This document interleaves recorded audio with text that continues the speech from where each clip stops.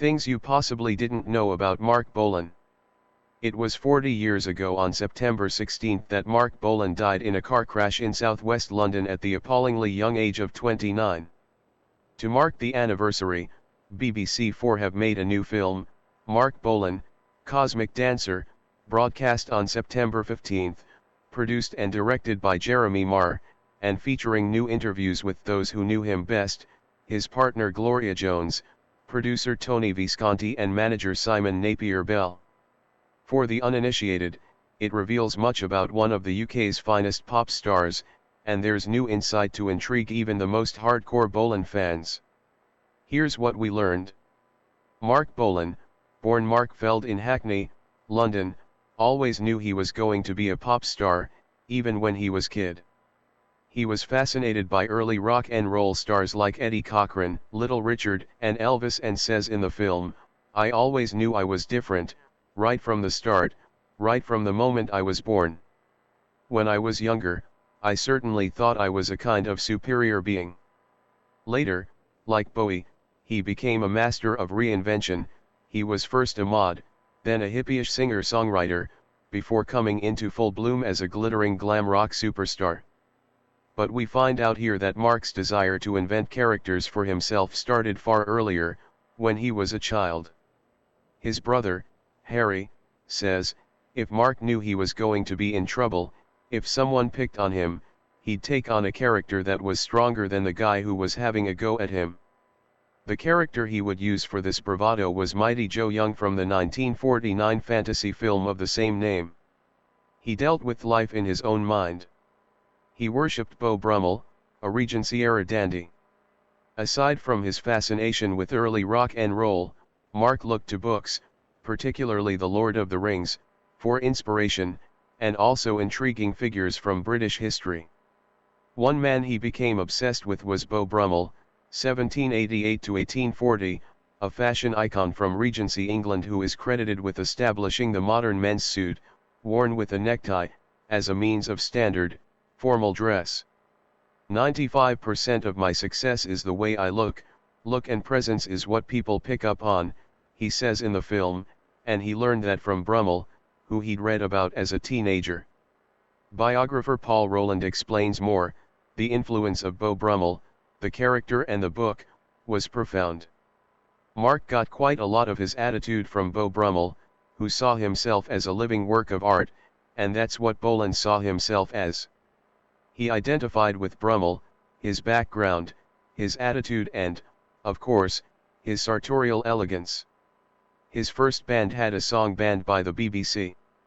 Marc met manager Simon Napier-Bell in 1966, and they initially set about making Marc a star by promoting him a singer-songwriter in the mold of Bob Dylan.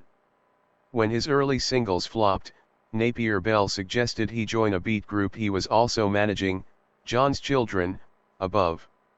He learned much about performance from their outrageous live show, but their life as a band was short-lived. In 1967, they released the Bolan-penned single Desdemona, which contained the lyric, "Lift up your skirt and fly," about a witch, Marc claimed, but the line aroused suspicions. The BBC banned the song, and the name of their only album, Orgasm, caused issues in the US, too. In 1968, the band called it quits, although they reformed between 2006 to 2013, long after Marc had died. Tyrannosaurus Rex headlined the first Glastonbury. This isn't mentioned in the film, but it's a great pop fact. The band that made Marc's name, Tyrannosaurus Rex, later shortened to T.rex, were the headliners of the first ever Glastonbury Festival, which took place just a few days after Jimi Hendrix died in September 1970. Initially, the Kinks were supposed to top the bill, but they pulled out, so Michael Eavey asked Tyrannosaurus Rex to step in. Back then, Glastonbury wasn't the huge media event it is now, but it was still a great booking for the group and it secured them a place in British music history. John Peel called him a flower child with a knife up his sleeve. John Peel was a huge supporter of Tyrannosaurus Rex in their early days, and calling Marc a flower child with a knife up his sleeve was an observation rather than an insult. He, like many others, noticed that Bolan was fiercely ambitious and going places. And it wasn't so much that he was a fake hippie, although he had no truck with counterculture politics, more that he couldn't be contained by any scene. His masterstroke was not so much to move things on from late 60s folk rock, but to move back in time, to primal early rock and roll. Tyrannosaurus Rex became T.rex, Marc dabbed some glitter on his face, and there began an extraordinary run of impeccable glam rock singles, including Ride a White Swan, their breakthrough hit in 1970, and, all in 1971, Hot Love, Get It On and Jeep Stir. He freakishly foresaw the circumstances of his death.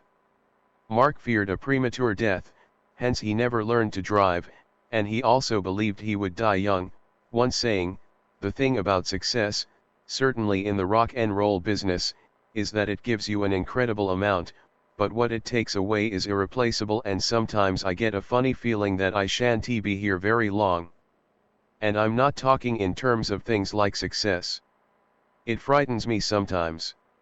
If that wasn't freakish enough, in the film Simon Napier Bell says the following: Chet Baker was a hero of his, and James Dean.